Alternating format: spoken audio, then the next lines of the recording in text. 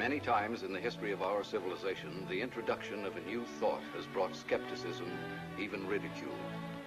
Despite this, there always has remained the duty and inalienable right to tell the people the truth. The motion picture you are about to see is true. It is not fiction. Much of the information in it has never been told. You will see it here for the first time. On July 29, 1952, at the Pentagon, a press conference was held.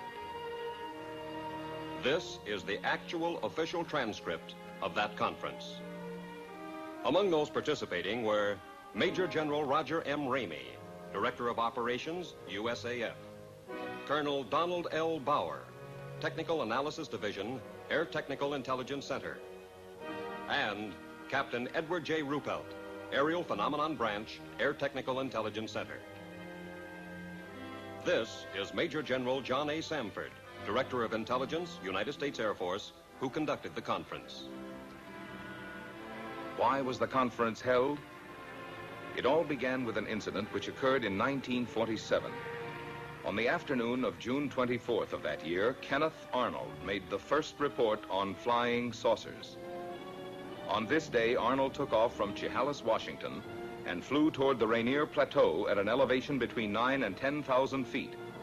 Over Mineral, Washington, he observed a formation of very bright objects to the north. He radioed ahead that they appeared to be close to the mountaintops and traveling at tremendous speed. When Arnold came in for a landing at Pendleton, airport personnel and the local press were waiting for him.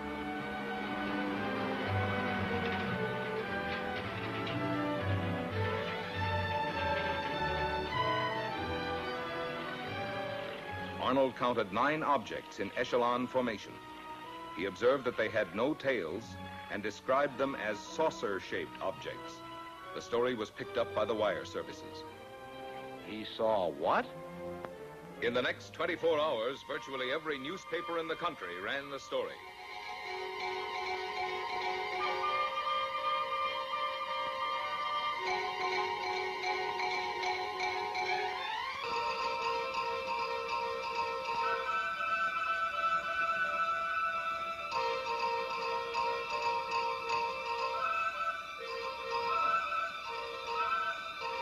The Arnold report precipitated an avalanche of sightings from cities, towns, villages, from every section of the country.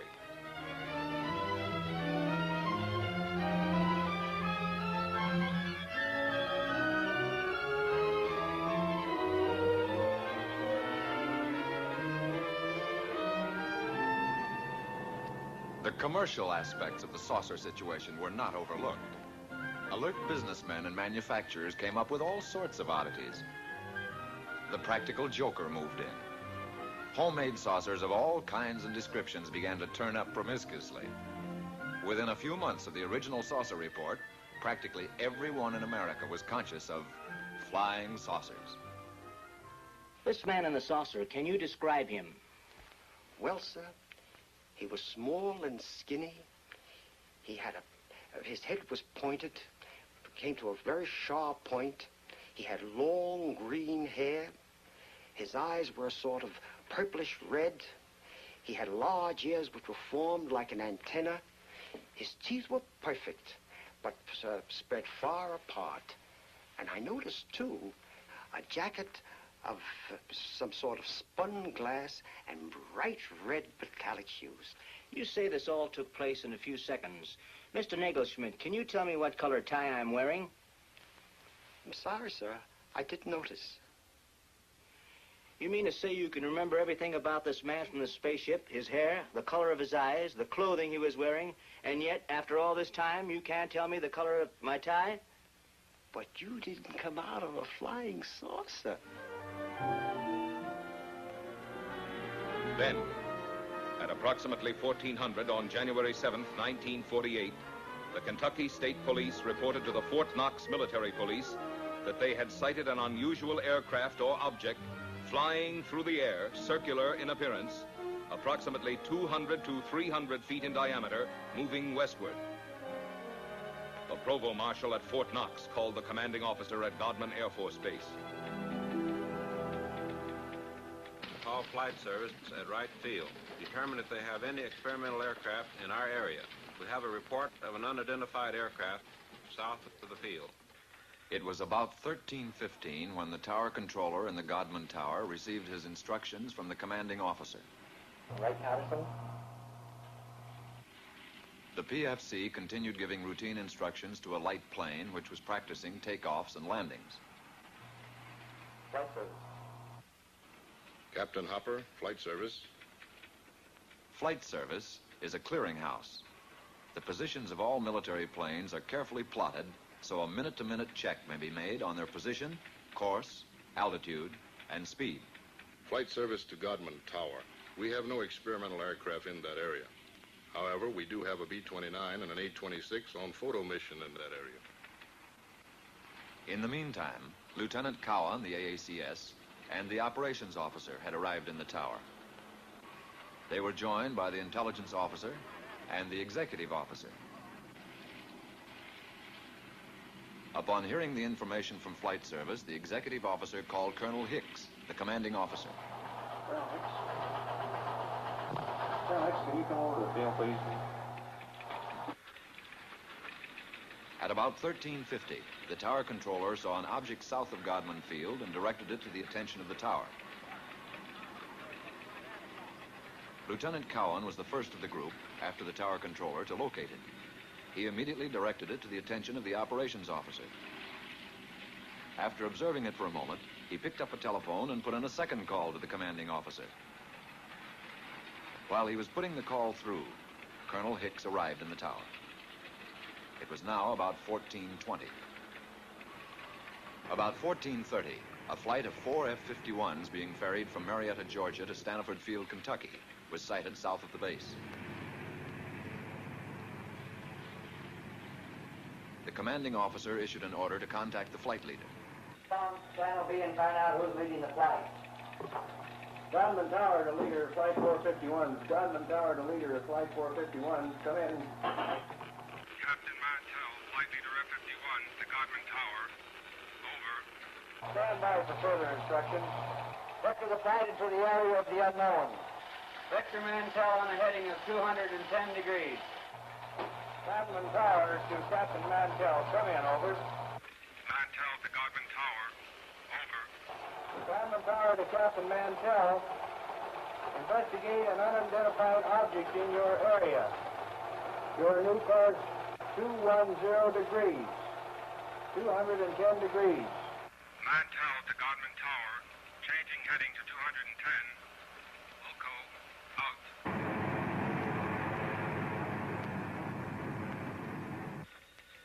One of the ships in Mantell's formation, NG-336, piloted by Lieutenant Hendricks, requested permission to land at Stanford Field to refuel and get oxygen.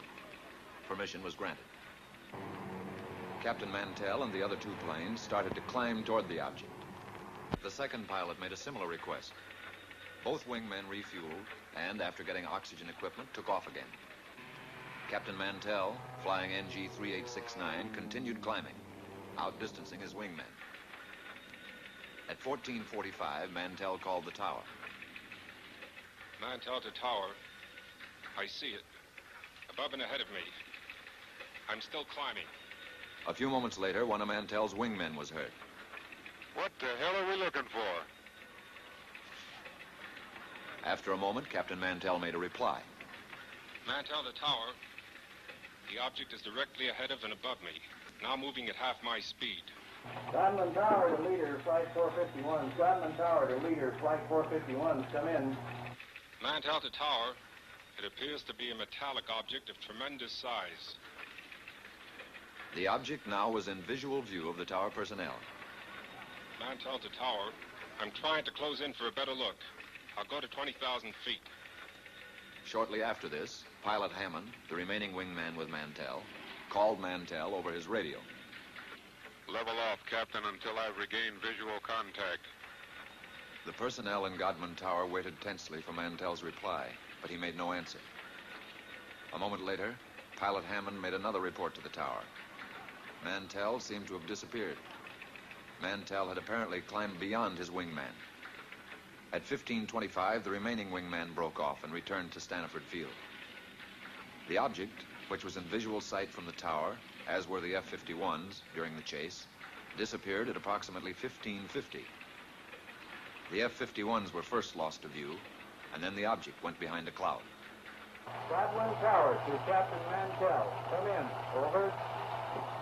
This is Godwin Tower to Captain Mantell. Come in. Over. At 1750, Staniford advised Godman Tower that Mantell had crashed 5 miles southwest of Franklin, Kentucky. The crash had occurred at approximately 1645. Captain Mantell was killed.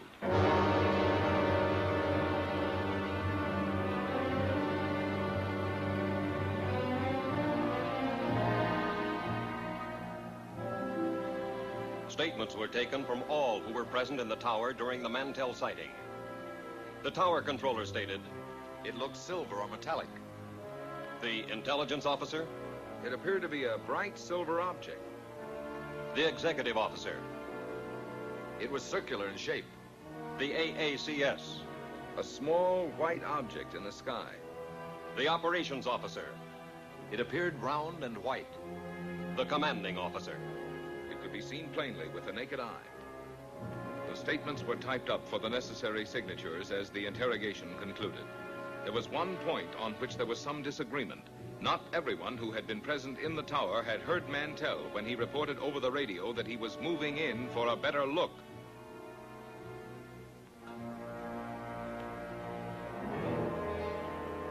The more lurid sections of the press reported that fragments of Mantell's plane were found to be radioactive. Some news sources reported that an autopsy revealed that Mantell had been killed by some kind of death ray unknown to our men of science. These reports were false. Because certain publications persisted in using a sensational approach in reporting sightings, there were increasing demands from the public for an explanation. However, the Air Force had already taken official cognizance of the flying discs. Headquarters, United States Air Forces, issued a directive for a detailed study of flying disc reports. This project received a secret classification and the code name of Sign. Department of Air Force and Department of Army letters directed all respective subordinate units to report directly to Air Materiel Command all information concerning unidentified flying objects. And so Project Sign was implemented. Trained investigators were dispatched to the exact scenes of the sightings. After thorough on-the-spot interrogations, the reports were sent on to ATIC for further analysis. Utah, Washington, Norway, Sweden, Denmark, South Korea, Ohio, New Jersey, Oregon, Philippine Island, Louisiana, Alabama, Tennessee, Kansas, Massachusetts. As an example of the credible type of sightings reported by reputable, trained observers was the report of Captain Willis Sperry. What is your full name, Captain? Captain Willis Sperry, How long with American Airlines? 17 years. What was the date of sighting? May the 29th, 1950. And the time of sighting? 9:30 in the evening. The origin of sighting? 60 miles southwest of Washington, D.C. And the destination? Nashville, Tennessee. What was the visibility? It was unlimited. And what was your altitude? 7,500 feet. Who of the crew first saw the object? The co-pilot called it to my attention as I had turned to reach for a map. The object was flying head-on at us. It was 50 times the magnitude of the brightest star. I immediately made an abrupt turn to avoid collision. As I looked to my left, the object appeared to come to a stop. Can you describe the shape of the object? It appeared as a perfectly streamlined object without wings or tail section, as it was silhouetted against the full moon. At all times, it had a brilliant, shimmering blue light in the nose. It was traveling at fantastic speed, and although it had passed off our left wingtip, it circled us in a matter of seconds and appeared off our right wing. There again, it stopped, and we watched it for several seconds. When again it started, it reversed its direction. We watched it for several more seconds until it disappeared in the east out of sight. Have you ever seen any other similar object, Captain? Never before or since.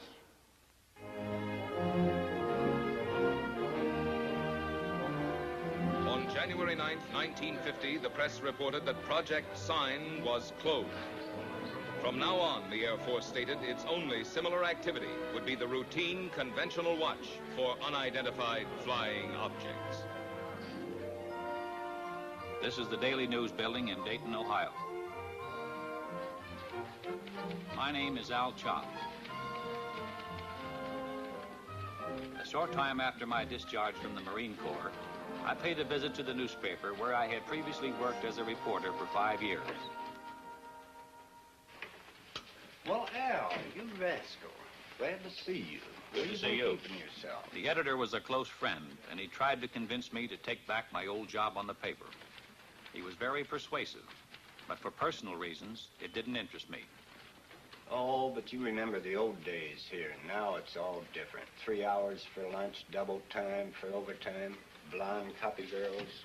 Once he realized that my mind was made up, he made another suggestion. It was due to this casual suggestion that I walked right into the middle of the flying saucer story. Ever since the Korean situation, there's a lot of activity out at Air Material Command. You could fit right in that public information office there. Who's the man to see out there? Friend of mine, Major Cross. I'll call him now. The idea appealed to me.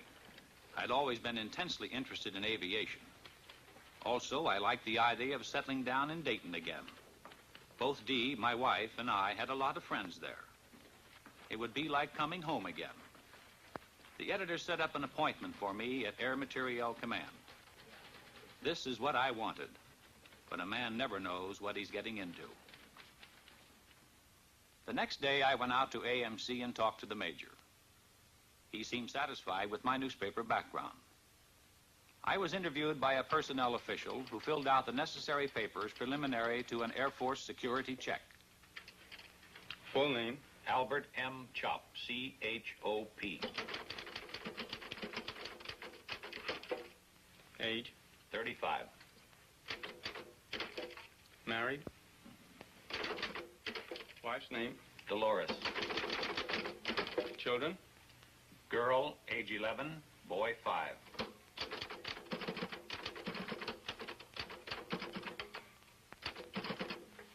Take us to room D. Thank you. Shortly after, I went on the AMC payroll on the PIO desk. I soon shook down into the routine of the public information desk. There was a wide diversification of projects for which I wrote material. Most of it was released as newspaper copy, with an occasional article published in the magazines. I wrote a piece on a portable printing press that could be set up close to the front line. These presses printed daily bulletins, which proved of great value in sustaining morale of frontline troops. I did a few pieces on helicopters, which were coming into wide use in Korea. Newsweek magazine printed this, and it also appeared in many of the country's leading newspapers. Then, one morning about 10 o'clock, I got a call from a newspaper editor in Boston. The Boston editor wanted confirmation or official information on a flying saucer report out of Sioux City, Iowa. I told the editor that Project Sign had been officially closed. He was insistent, so finally I called Air Technical Intelligence Center. No, Chop. We have no report on Sioux City or any other sighting. You people on PIO desk ought to know we've closed Project Sign. For the next couple of hours, calls came in from newspapers all over America.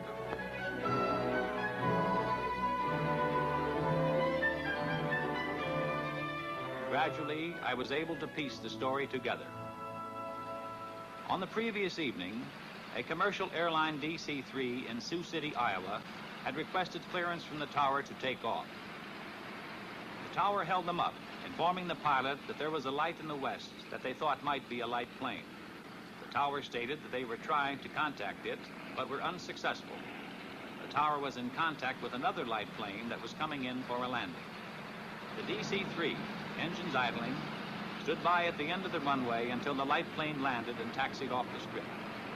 The tower then gave the DC-3 pilot permission to take off.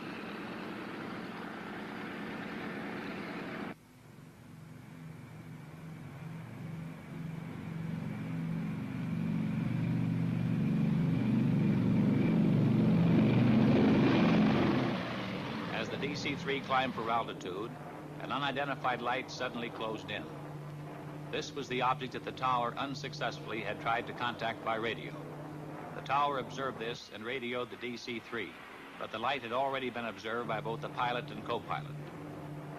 Suddenly, the light accelerated and made a head-on pass at the plane, which swerved to avoid a collision.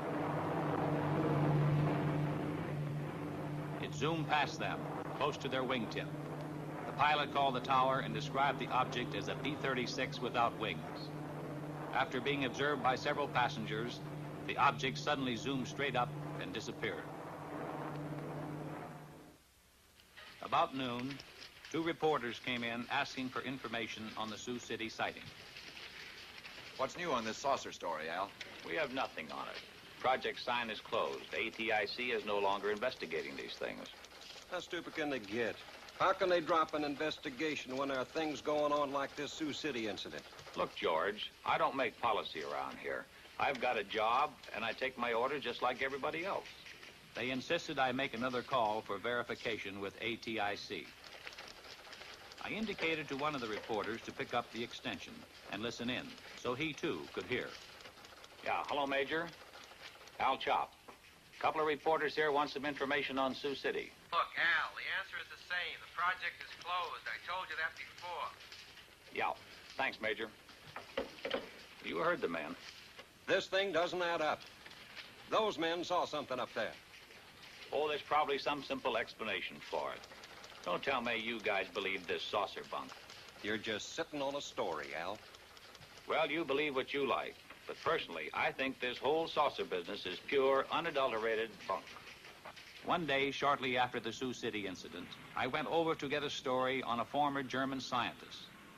Area B was a maximum security section. The story appeared in the New York Times.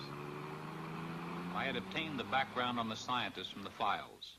He was formerly one of the top men at Peenemünde, Germany, one of the key figures participating in the successful development of the V-2 rocket. This scientist had succeeded in developing a 98.8% pure aluminum oxide. These crucibles were vital to our nation's defense. They were used to melt super-hard metals needed to build turbine blades for our jet aircraft.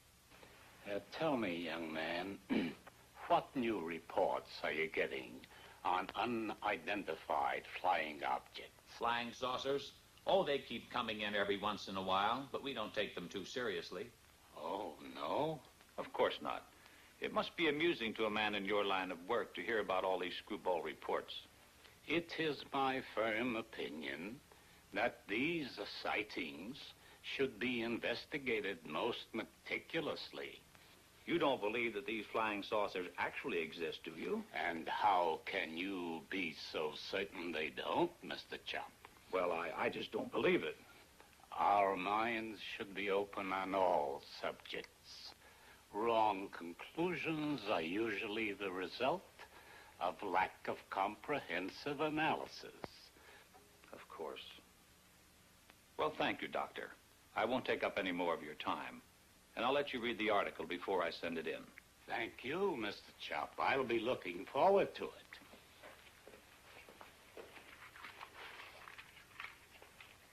Later that same day, I paid a visit to the Public Information Officer for Air Materiel Command. It was his job to know everything that was going on. I brought up my interview with the scientist. He's a top man, isn't he, Colonel? As good as they come. We got on the subject of saucers. He seemed to lend credence to their existence. At least he doesn't deny it. Well, he's not alone in that opinion. I don't understand, Colonel. If a crack scientist thinks they could exist, why not the Air Force? Al, I'm going to let you in on something. Somehow security was breached on the code name Sign. Every news agency knew that Project Sign meant saucers. On top of it, we were up to our bustle in screwball reports. Serious investigation was all fouled up. The serious investigation? Then the Air Force is still investigating these sightings? We switched the code name to Project Grudge, and the investigations continued. And what have they shown? Nothing conclusive as yet. Could these saucers be some kind of a secret weapon of ours? No. If they were, Air Materiel Command would be the first to know. How about a device from a foreign country? We know they're not. What is your opinion, Colonel? I don't have any opinion, Al. A short time later, I was promoted to chief of the press section. From then on, there wasn't a moment when I didn't have at least one reporter hounding me for information on saucer sightings. Got a question, Al. Boys down at the office would like an honest answer. Project sign is closed, right? That's right. Has the Air Force set up a new saucer investigation? No. Thanks, Al. That's all I want to know. Coming here right away, Al. Bring pencil and paper. Line 3. Colonel Goddard's on the phone. He's got a hot UFO report. I want you to listen in on it. Okay, Colonel, shoot. Colonel Goddard, chief of the Air Force Photo Reconnaissance Laboratories, reported that 3 of his men flying a B-29 were tracking a weather balloon over Georgia. Suddenly, an unidentified flying object appeared and flew alongside the balloon. After a few moments, the object dived and made a pass at the balloon, then proceeded to disappear. When the balloon was recovered, it had a 6-foot rent in it. Colonel Goddard's men believed this unidentified flying object made the tear in the balloon. Goddard vouched for his men making the report, stating that they were highly experienced and reliable Air Force personnel. Thank you, Colonel. Think it could be a lightning bolt? Goddard wouldn't call that a lightning ball. Didn't any of his men have a camera? No, they were tracking it with binoculars. That's something I don't get, Colonel. Wouldn't you think that somebody, somewhere, would have shot a picture of one of these things? Oh, we've got plenty of photographs. But the trouble with still pictures is they're too easily faked. What about a motion picture? Could that be faked? Oh, trick shots are possible, but not without complicated and expensive laboratory equipment, highly skilled men. Even then, motion picture experts could easily determine fakes. That eliminates some joker faking a piece of motion picture film in his garage. It'd be practically impossible to get away with that. Well, I guess that's why you have no movies of them, Colonel.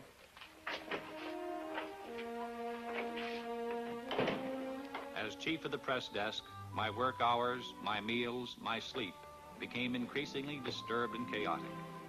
I saw little of my wife and children. Chip, my son, was at this time making periodic visits to a doctor in Dayton. How's Chip? I feel more hopeful with the new specialist. You look tired. Since you've gotten this new job, the children don't know their own father anymore. Yeah, sometimes I wish I were back on the newspaper. I was talking with Mrs. Collins today. She tells me her husband's cousin works with a man who swears he saw a flying saucer. I thought I told you that term was taboo in this house. Do you really think they might be from Mars or someplace? Look, honey, don't you get like the rest of those screwballs that I have in my hair all day. Every time some kid flies a kite, 50 different people see spaceships. Come on, let's get to bed. A few days later, the colonel and I were talking over routine press releases on a new type transport plane, when suddenly the colonel veered off at a tangent. By the way, there's a magazine fellow coming out here from New York to do a story. I want you to set up appointments with the people he'll want to see. Right. What magazine is he representing? Life. What are they after? He's going to write a piece about unidentified flying objects. Are you serious? Life was given clearance by the Air Force Commanding General. How come? When the General Staff makes a plan, they have the whole picture in view. We here at Dayton see only a smaller section. Pentagon has its reasons. Very good ones, most likely. When the life story breaks, we're going to have to fight our way in here through a milling mob of inquisitive reporters. No, Al, you won't. You won't be here. Colonel Searles on the Pentagon has requested you by name. He wants you to join his staff in Washington. Colonel, it's been swell working with you. But under the circumstances, I'll be delighted to get out of here.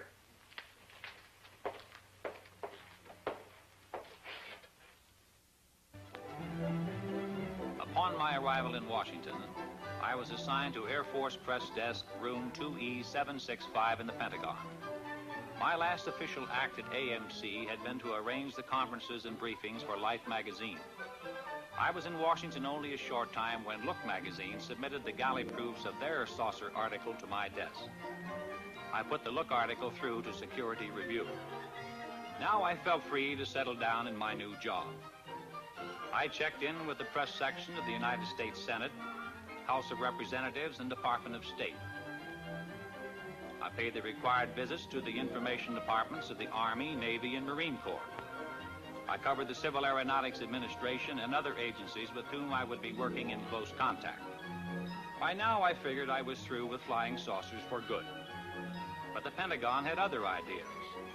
Because of my previous experience, I was assigned to unidentified flying objects. I was back in the flying saucer business. In the activity of setting up housekeeping and getting adjusted to the new job, I completely forgot about the Life magazine article. Also, I was able to spend more time with Chip. My son had been deaf in one ear since infancy, and it was difficult for him to play with other children. I had settled down to a regulated home life, but it was only a lull before the storm.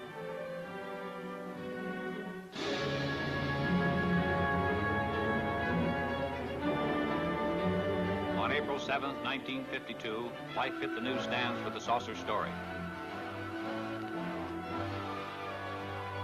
The question, if anyone ever had any doubt about it, was forcefully answered.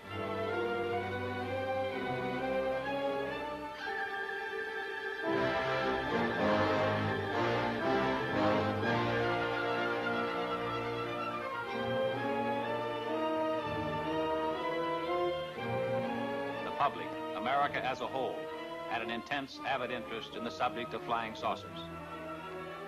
The first few days following the Life story were chaotic. Naturally, my desk was an exposed point, and I was under an incessant barrage by newsmen. Shortly after the Life story, Look's coverage of saucers hit the newsstand. Their story featured a saucer map, including a statement by the commanding general, U.S. Air Force, Hoyt Vandenberg. Vandenberg stated, "The Air Force is interested in anything that takes place in the air.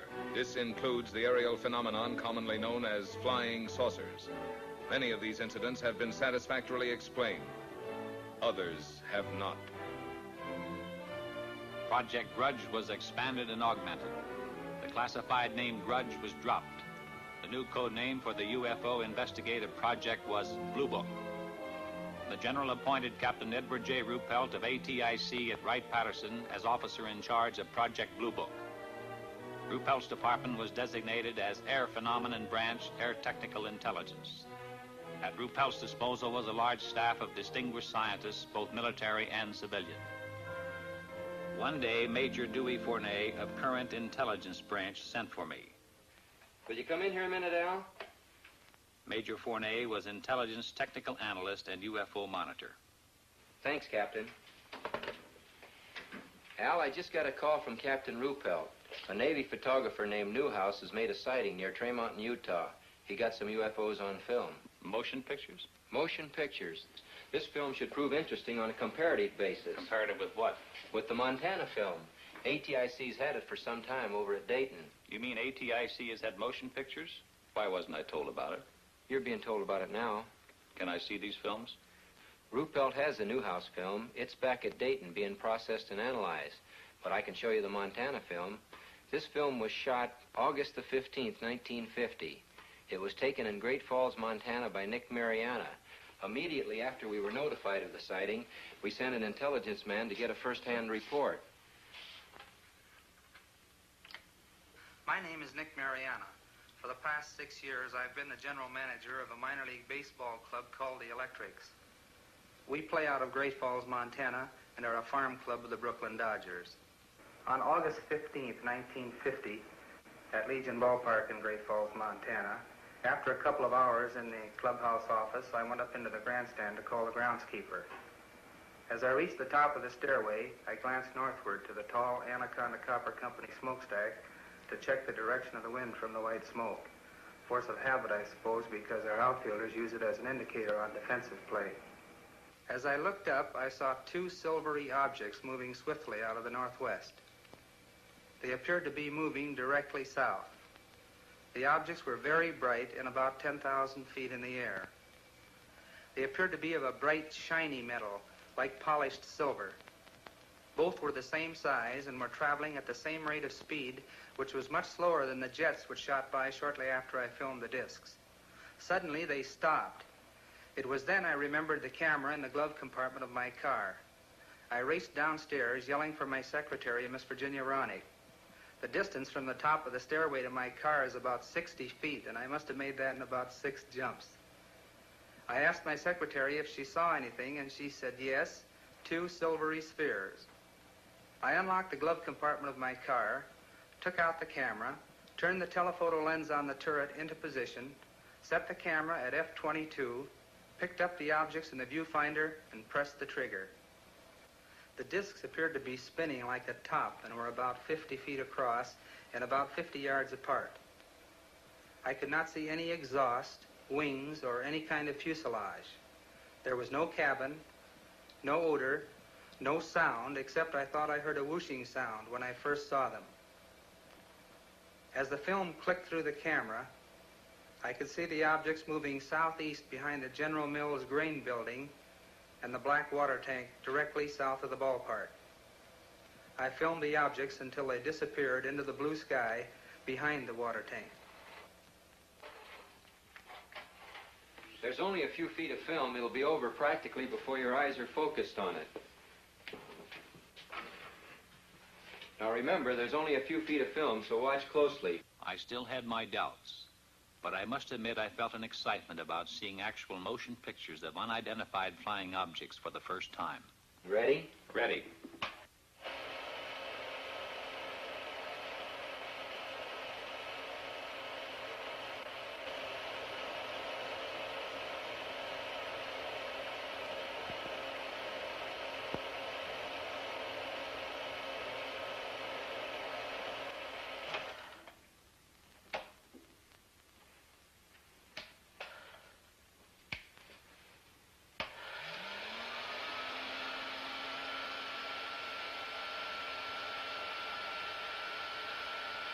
What do you make of it? You saw what I saw. What's your opinion? I'll run it again.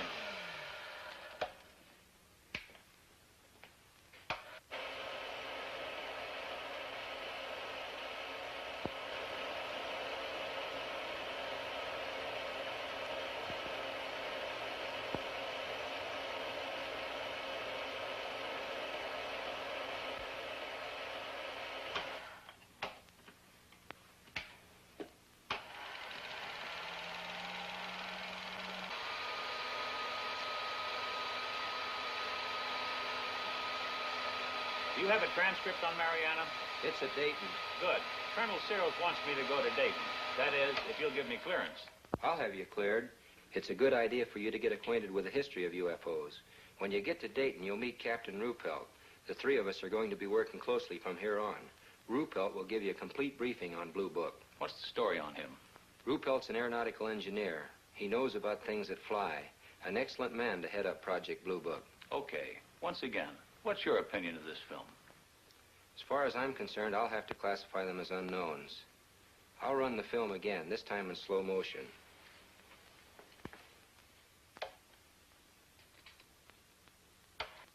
This time I strained my eyes to study the film.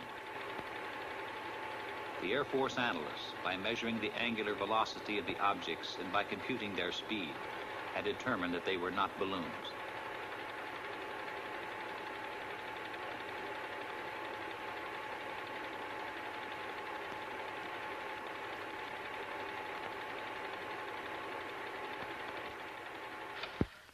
Well? There was something up there in that sky. And if they were not balloons, I don't know what to think. You better get going to Dayton.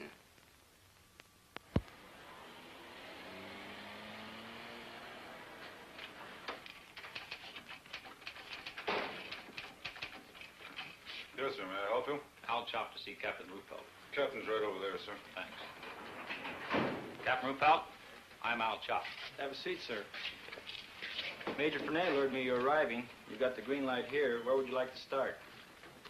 As a springboard, I suggested that he brief me on the general outline of how the organization handled reports on UFOs. Ruppelt began to fill me in on the baffling saucer problem, including a breakdown on the reported sightings supplemented by graphs.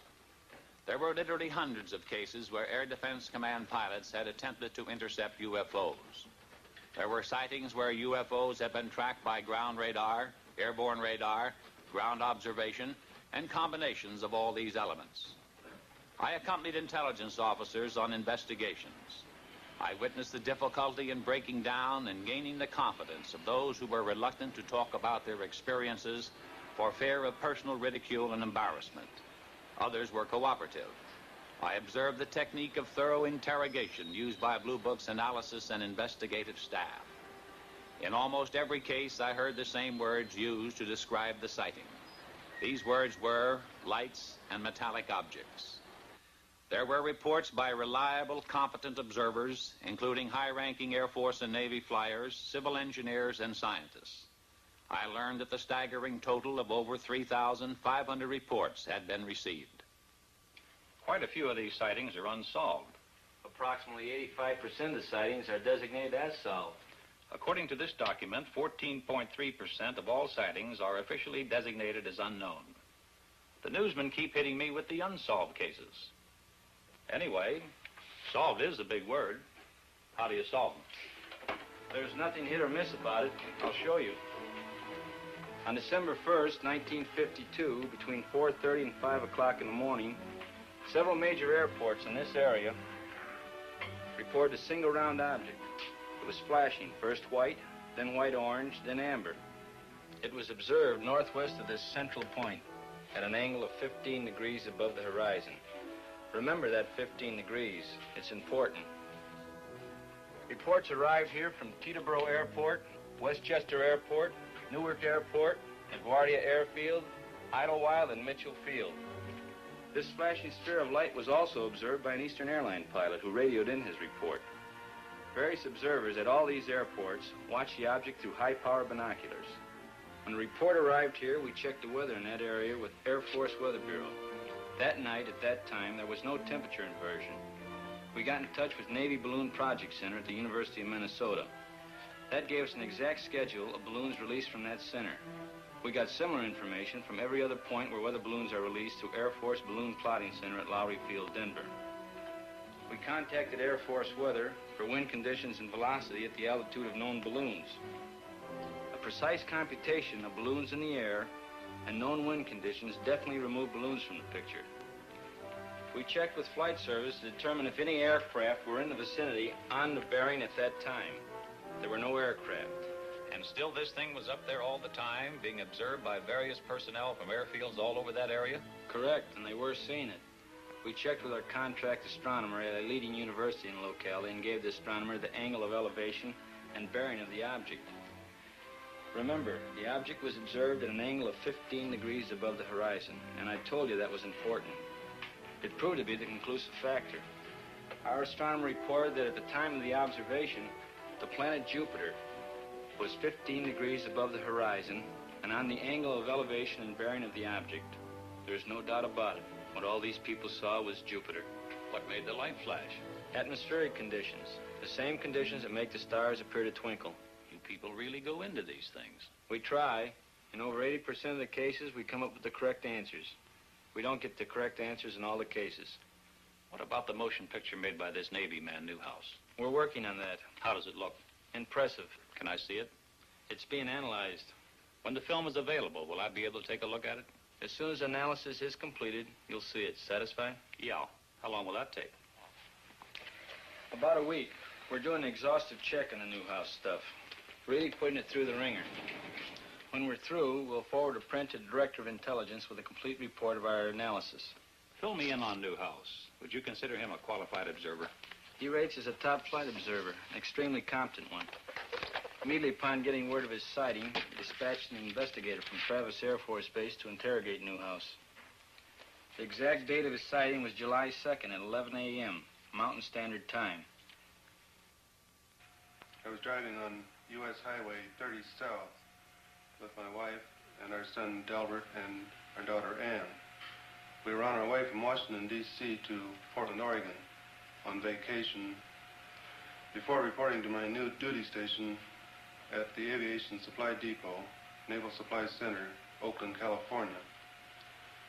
About 7 miles after we passed through Tremayne, Utah, my wife noticed a group of objects in the sky which she could not identify. I pulled over to the side of the road, stopped, got out, looked up, and saw the objects. There were about 12 of them in a rough formation, proceeding in a westerly direction. They were like nothing I'd ever seen before, although I've logged some 2,000 hours in the air. They were identical in appearance. How would you describe these objects? Like two saucers, one inverted over the other. I had no means of judging the altitude. It appeared to me to be about the size of B-29s at 10,000 feet. Did you photograph them immediately? I watched the objects for a few moments before getting my camera out of the suitcase. Then I lost more time getting film out of the second suitcase and loading the camera. When I first saw the objects, they were almost overhead. By the time I had the camera ready to go, they had moved to a considerably greater distance. What kind of a camera did you use? A 16mm Bell & Howell, Filmo Auto Loadmaster with the 3-lens turret. I selected a 3-inch lens and set it on f8 and focused at infinity. Did you think of using slow motion? No, the camera was set on 16 frames per second, and in the excitement of the moment, I didn't think to shoot at a greater rate, although that would have improved the coverage. I centered the viewfinder on the objects and made the first shot. Then I decided that if the sky were darker, the objects would show better. So I stopped the lens down to f16 and continued photographing. This proved to be a mistake, as the quality of the film would have been better had I left it at f8. Did these objects remain together in a group at all times? No. Toward the end, one object reversed its course and proceeded away from the rest of the group. I held the camera still and allowed this single object to pass through the field of view, picking it up again later in its course. Did this single object return to the rest of the group? No. I allowed it to pass through the field of view of the camera 2 or 3 times, and then it disappeared. In what direction? Over the eastern horizon. What did you do then? I turned, swinging the camera just in time to see the rest of the group disappear over the western horizon. What was the weather? The weather was bright and cloudless. Visibility good? The visibility was excellent. How does this film you shot compare with what you saw with your naked eye? You have studied the film. Yes, I've studied it. I'm very disappointed. The film falls far short of showing what I saw with the naked eye, due to the delay in getting the camera started and my error in exposure. If I'd had this camera in the seat beside me, loaded and ready to go, there'd be no need for questions. The Air Force would have the answer. What is your full name, please? Delbert Clement Newhouse. And you are on active duty with the Navy? Yes, sir, I am. What is your official Navy rank? My title is Chief Photographer. I'm a commissioned warrant officer, United States Navy. How long have you been in the service? 21 years. Now, is there anything you can add to the description of these objects? They had a bright silvery color. Can you describe some particular detail? They had a metallic appearance. They seemed to be made of some kind of polished metal. The Newhouse film, as I told you, is presently under analysis. Sergeant, would you get me the Fargo case? The Fargo sighting was October 1st, 1948. A National Guard lieutenant, thank you, a National Guard lieutenant was about to land his F-51 at Fargo Airport.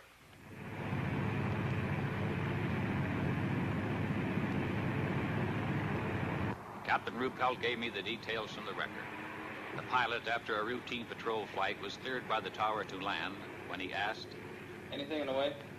There's a Piper Cub below you. Nothing else in the air. I see the Piper Cub. I see another light about 1,000 yards ahead of me. It looks like the tail light of a plane. I can see you, but I can't see the light you're observing. The pilot told the tower he could see it and was going to close in and try to make identification.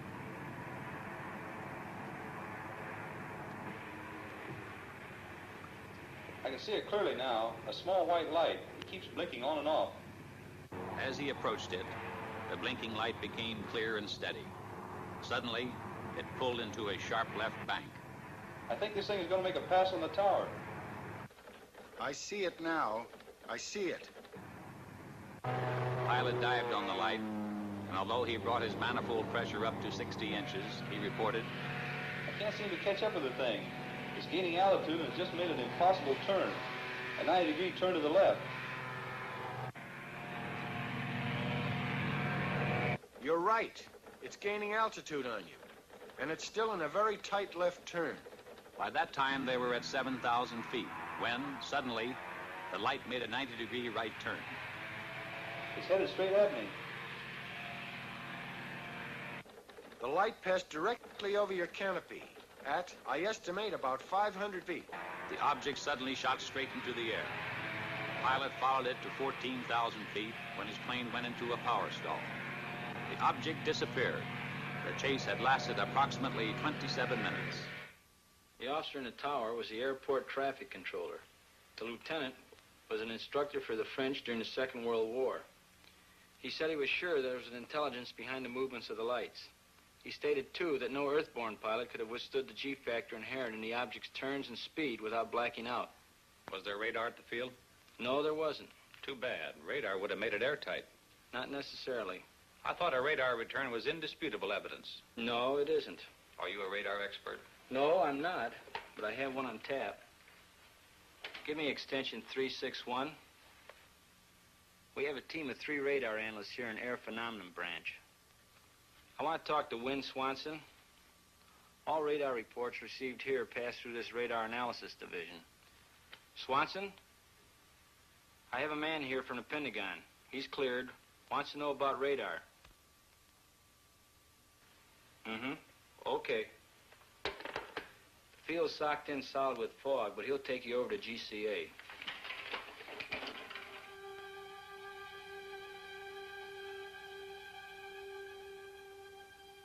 This is ground control approach.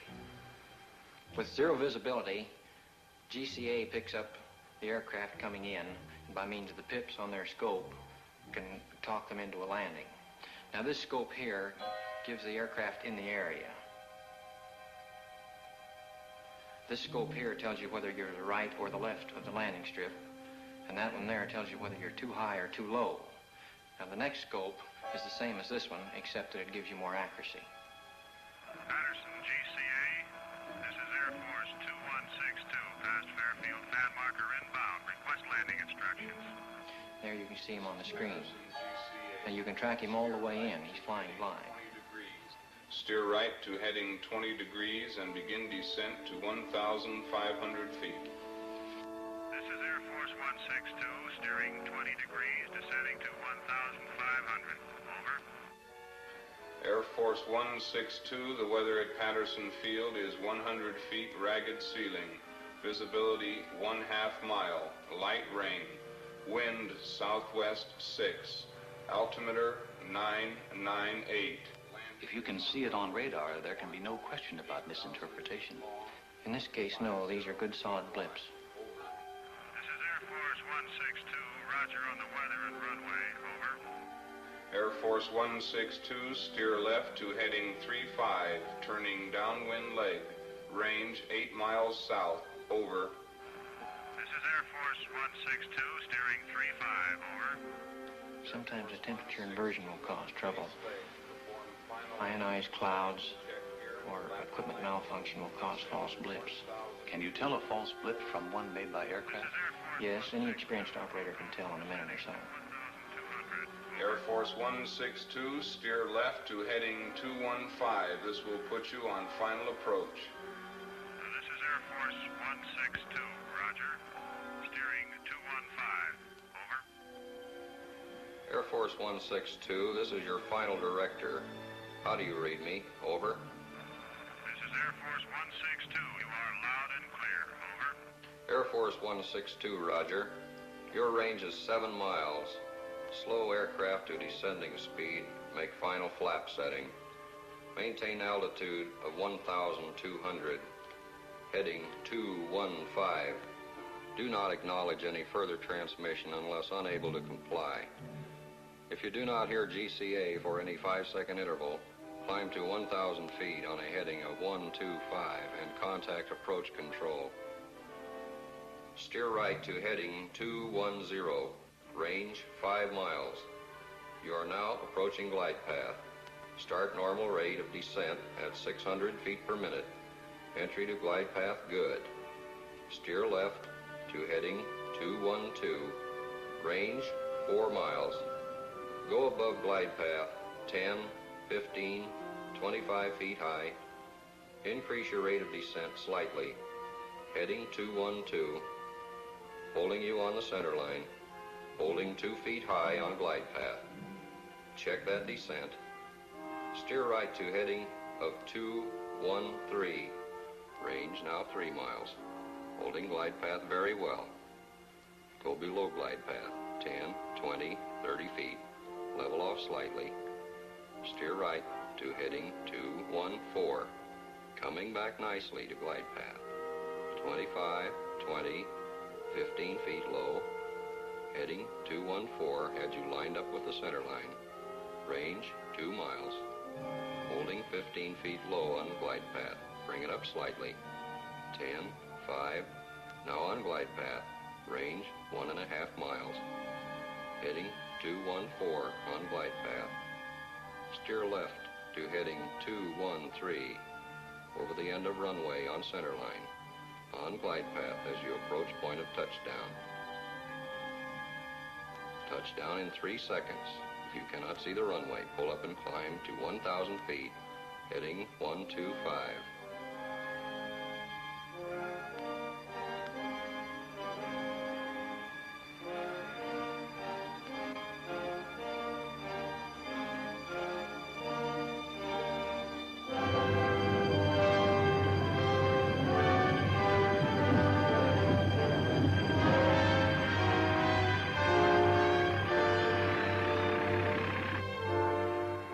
Safe at home. Well, that's it. Coffee? Yes. What exactly is your job here, Swanson? I'm one of a group of 3 radar specialists employed by the Air Force. Reports of radar contacts of unidentified objects are sent in to us from all over the world for analysis. How long have you been in Air Force intelligence? 2 years. Ever come across any cases you couldn't solve? We have unsolved cases, yes.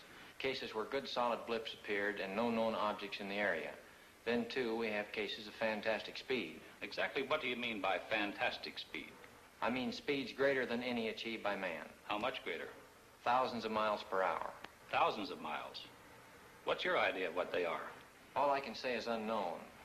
You must remember that I've been restricted to only radar contacts. I have no experience with visual contacts. What do you think about the chances of these objects having intelligence behind their control? All I can say is I have an open mind. What do you think about the theory of interplanetary source? I have an open mind, period. I spent a full week in Dayton. I had hoped to see the Newhouse film before returning to Washington, but it was still under analysis by the Wright Field Photo Lab. When the analysis was completed, the film was taken by an Air Force courier and hand-carried to Washington to be viewed by the Director General of Air Force Intelligence. It is. All set, Major? Yes, sir. Air Technical Intelligence has reported that this film could not be produced under simulated conditions. Let's go. There'll be several feet of blank film before the pictures come on.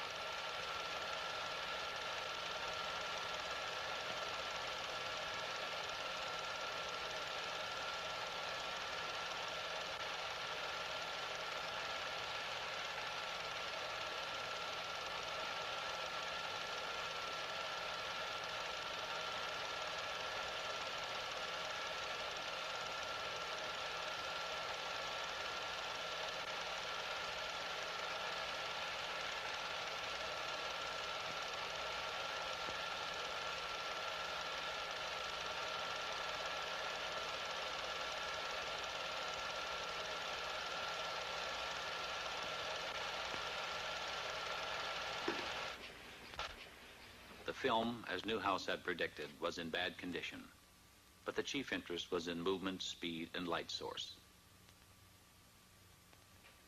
After a moment, the general asked to see it again.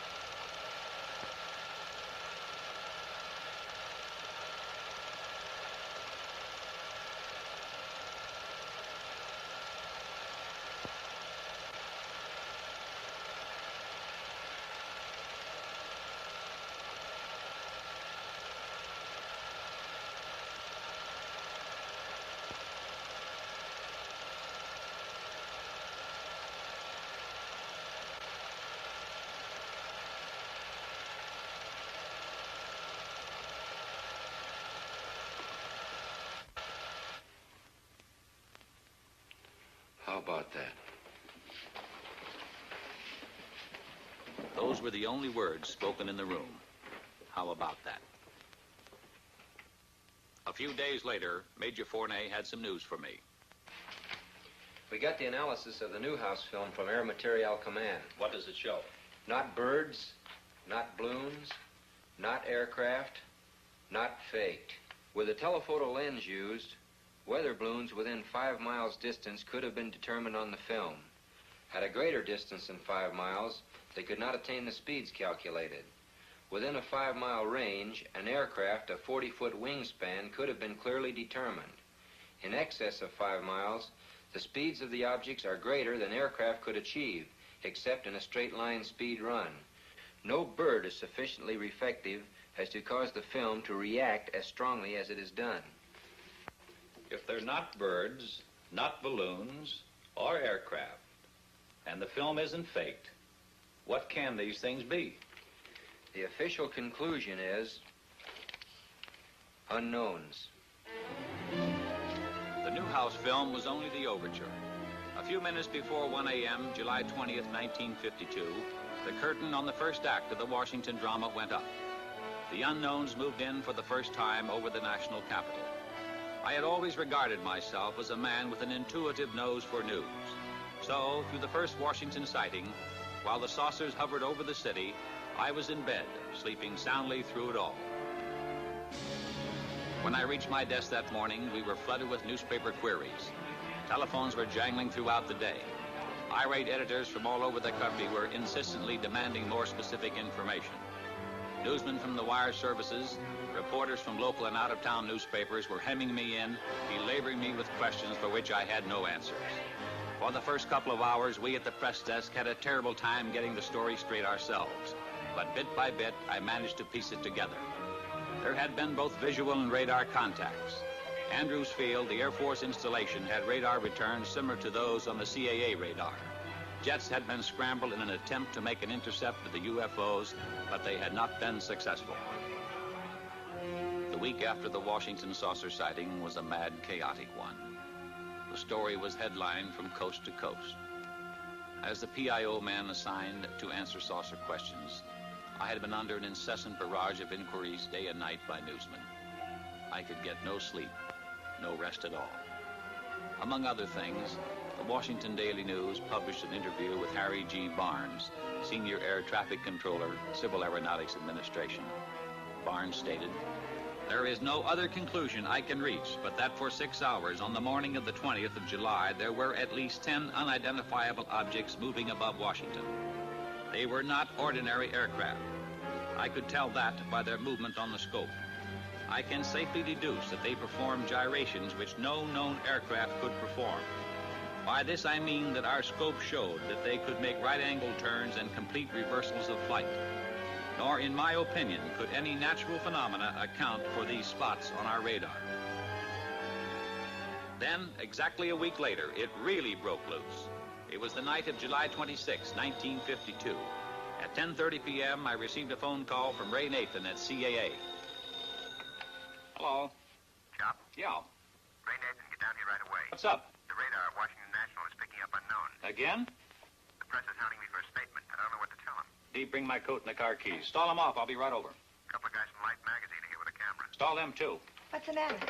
Radar is picking up unknowns over the capital. Don't wait up. At 11:10 p.m., Major Forte received a call from Lieutenant Colonel Thomas, Air Force Intelligence Duty Officer at the Pentagon, informing him of what was going on at Washington National. As I raced to the airport, I kept glancing up through the windshield, expecting to see the things, but everything seemed normal.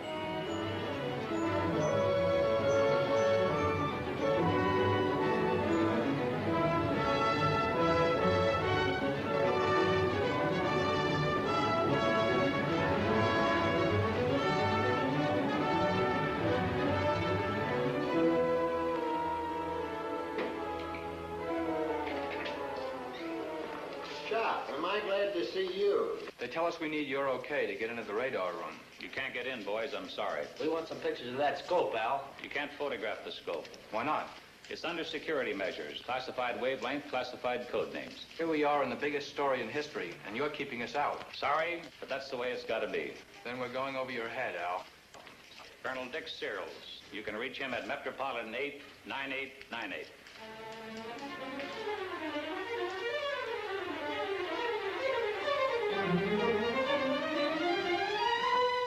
Another one. Look at them go. One of them is an airliner. It's a slightly different shape. Did you alert the Air Force? I called Air Defense Command. What'd they say? They're scrambling a couple of jets. Same as last week? Uh-huh. Could this be caused by temperature inversion? Inversion? That isn't inversion, and it's different than the ground clutter we pick up. Did you call the Air Force Command Post at Pentagon? No, we work through Filter Center. I'd better call them.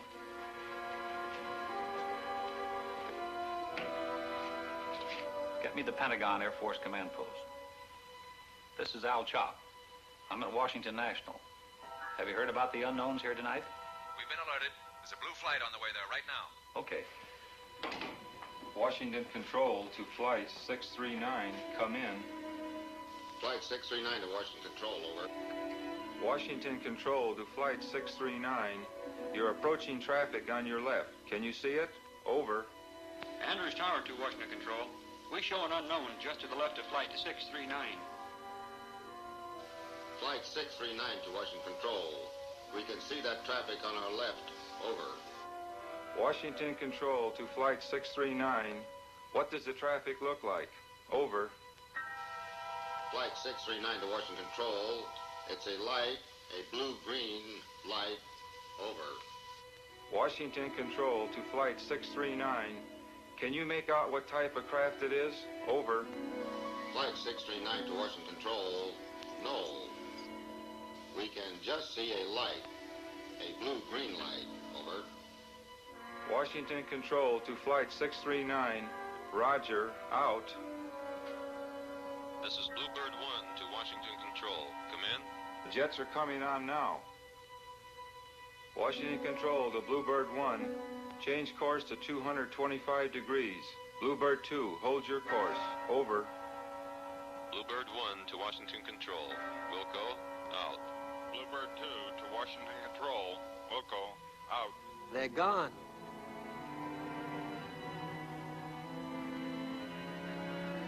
Andrews Tower to Washington Control. All our unknowns vanished shortly after the jets appeared. Do you still have any of the unknowns? Over. Washington Control to Andrews Tower. The same thing happened here. Out. Washington Control to Bluebird 1. All the unknowns had disappeared. You say those returns are the same as those you got last week? The same as last week. At this point, Major Fournet arrived with a Navy electronics intelligence officer. Gone? Like that. As soon as the jets came on the scope, the unknowns left. Bluebird 1 to Washington Control. We're going back to the base and refuel. Can't see anything around up here. Visibility is good. Over. Washington Control to Bluebird 1. Roger. Out. Were they good returns? Good returns. Has the set been checked for malfunctions? The radar equipment is in perfect operating order. They're back. Andrews Tower to Washington Control. They're back. Just as the jets left our scope. They dropped back in again out of nowhere. You got them? Over. Those blips are solid. They're good and solid. Washington Control to Andrews Tower. Same thing happened here. Get me the Pentagon command post. They're all over the scope. 2 in the northeast quadrant, 4 in southeast quadrant, 3 in southwest quadrant, 3 in northwest quadrant. Over. This is Major Fournet calling from Washington Control. Radar is picking up 14 unknowns again. The chief controller tells me the unknowns disappeared from the scope as soon as the jets came in and were picked up again when the jets left.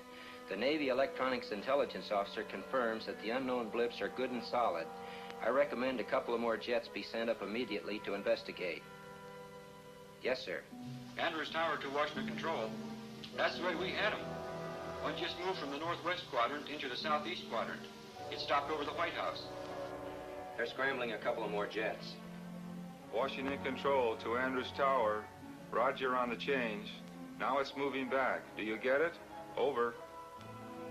It's back in the northwest quadrant. Over. Washington Control to Andrews Tower. Roger. We've got a scramble out. What are those? Slight temperature inversion. You can see the difference in the returns. One strong, the other weak. These unknowns are solid objects. Red Dog 1 to Washington Control. We're approaching the area. Over. Washington Control to Red Dog 2. Change course to 265 degrees. Washington Control to Red Dog 1. Change course to 114 degrees. Over. Red Dog 1 to Washington Control. Wilco, out. About 4:30 a.m., Major Fournet received a long-distance telephone call from Robert Gina of Life magazine. He wanted permission for his people to interview the pilots of the first scramble at Newcastle. Major Fournet decided that under the circumstances, it would be wise for him to take the call. Washington Control to Red Dog 1. Change course to 315 degrees. Over.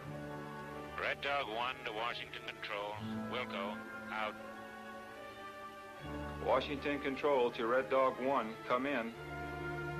Red Dog 1 to Washington Control. Over. Andrews Tower to Washington Control. Our scope shows Red Dog 1 is right in the middle of the unknowns.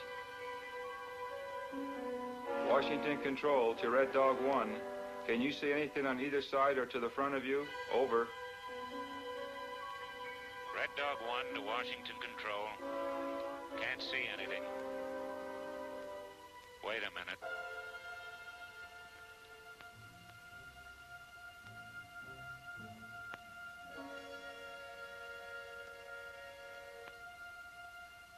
I see 'em.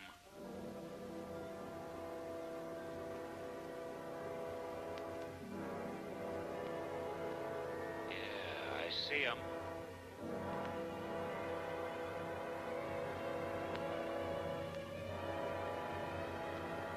They're all around me.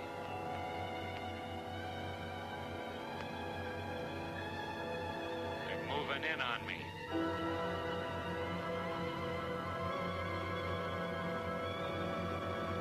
They're coming closer.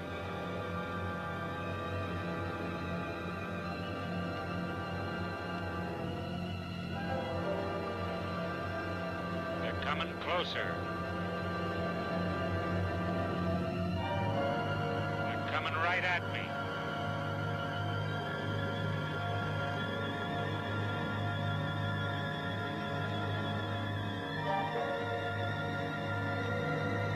Hold it.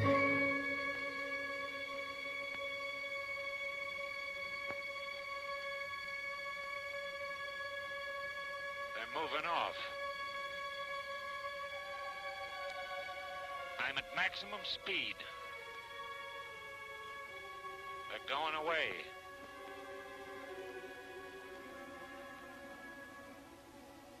They're gone. I can't see them.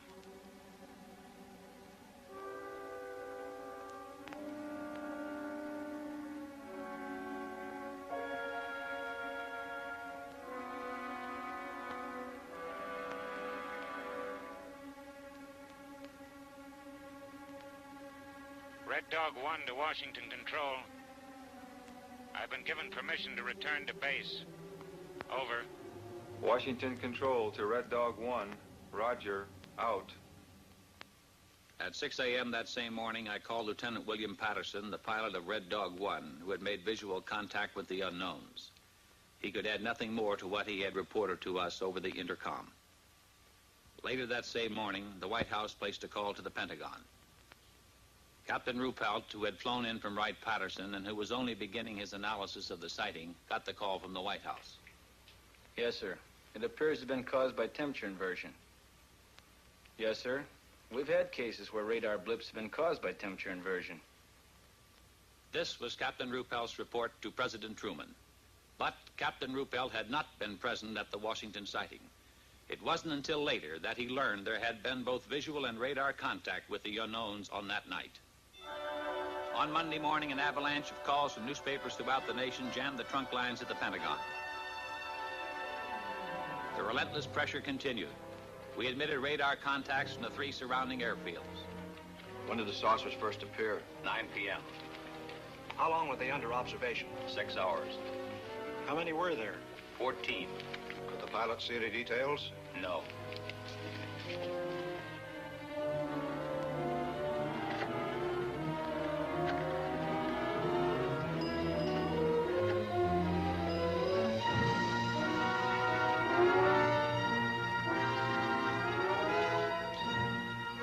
In an interview which appeared in the Washington Times-Herald, Lieutenant Patterson, pilot of Red Dog 1, said he concentrated on one of the bright lights, but it outran him.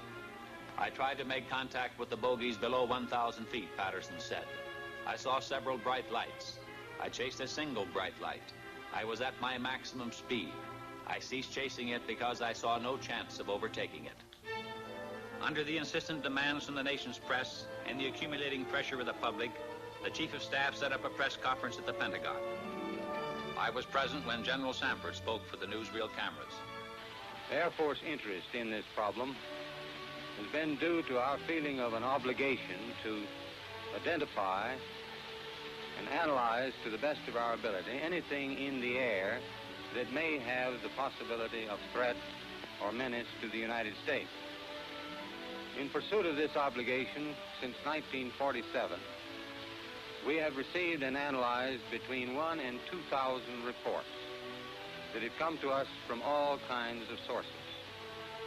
Of this great mass of reports, we have been able adequately to explain the great bulk of them, explain them to our own satisfaction.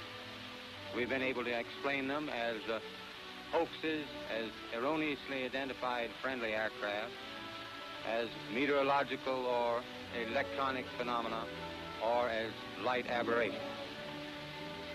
However, there have been a certain percentage of this volume of reports that have been made by credible observers of relatively incredible things. It is this group of observations that we now are attempting to resolve. We have, as of date, come to only one firm conclusion with respect to this remaining percentage, and that is that it does not contain any pattern of purpose or of consistency that we can relate with to any conceivable threat to the United States. We can say that the recent sightings are in no way connected with any secret development by any agency of the United States. When I left the Pentagon that evening, General Sanford's words kept running through my mind. Credible observers of relatively incredible things.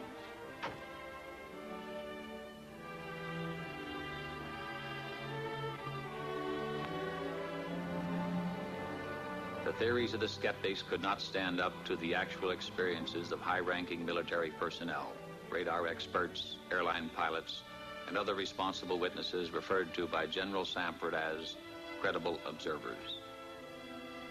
I started to walk through the streets of Washington, the words remaining with me, credible observers of relatively incredible things. I recalled, when I first joined the project at AMC, how I regarded with disbelief the whole subject of flying saucers. But piece by piece, the evidence had crystallized, until now, in my opinion, there was no doubt as to their existence. Now, so far as I was concerned, it was no longer a question of whether or not there were unknown objects flying in our atmosphere. For me, the only questions that remained were, what are these objects? Where do they come from? To me, the evidence indicated intelligence behind their control, and by now the belief that their source was interplanetary was no longer incredible.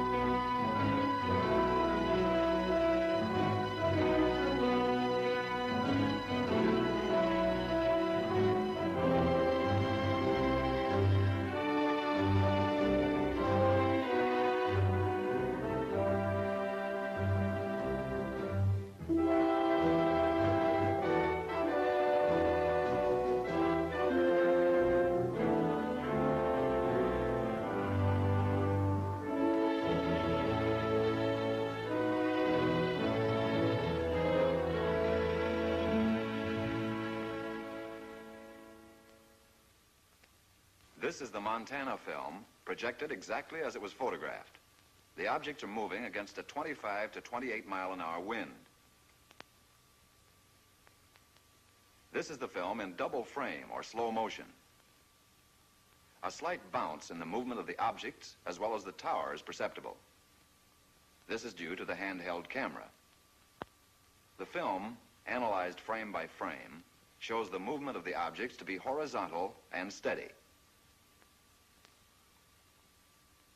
We will now vary the action and size of the objects and also stop the action from time to time for your study.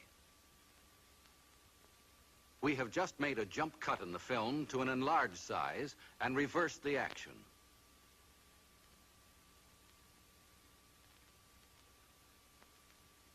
You are now seeing the objects exactly as they were photographed, but from a closer perspective.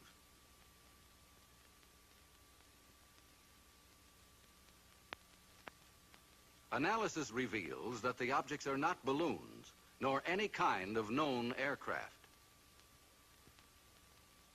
The images are very different from those produced by any kind of birds at any distance. The shape, brightness, speed, rectilinear path, steady motion, and separation rule out various forms of optical atmospheric mirages or cloud reflections. Comprehensive analysis has eliminated meteors and other known natural phenomena. The possibility of airplane reflection has been carefully studied and ruled out. This is the Utah film as it was originally photographed. The image structure and maneuvers definitely eliminate any kind of known aircraft. This is where Chief Photographer Newhouse, in his excitement, changed exposure. He believed that by changing density and giving the film more contrast, he could clarify the objects. The single object that reversed its course. The bounce is due to handheld camera. Now we study the action of one section of the film. We stop the action. We move in. Within a 5-mile range, aircraft could be determined. In excess of 5 miles, the speeds are greater than aircraft can achieve, except in straight-line speed runs. The movement here follows an elliptical or circular pattern. Microscopic examination reveals that the objects are well focused. Their size varies from 1/6 to 1/10 the size of the moon, as it appears to the naked eye. Their form is circular and sometimes elliptical. This fits the commonly used flying saucer description. Observe the object in the upper left corner. We move in to study the action. The object upper left will go out of frame on widescreen projection.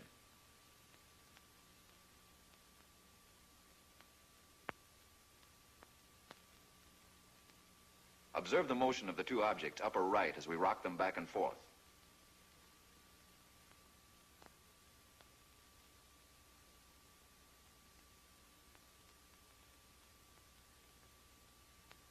Now we move over and up on the frame to make a closer study of the object in the upper left corner.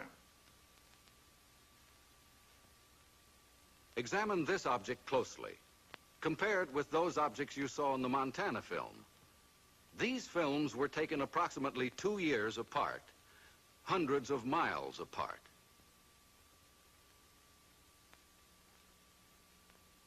We drop back to the original perspective and resume. Now the section of the film where photographer Newhouse changed exposure.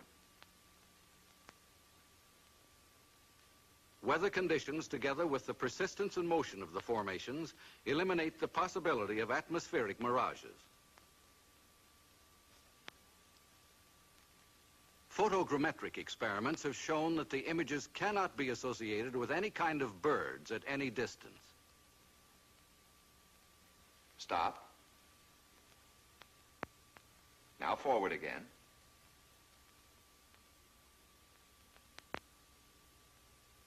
Stop.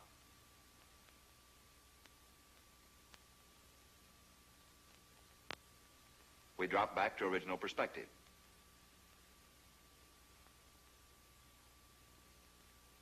Now once again, and for the last time, the Utah film. The objects cannot be associated with any known balloon observations. For the last time, the Montana film.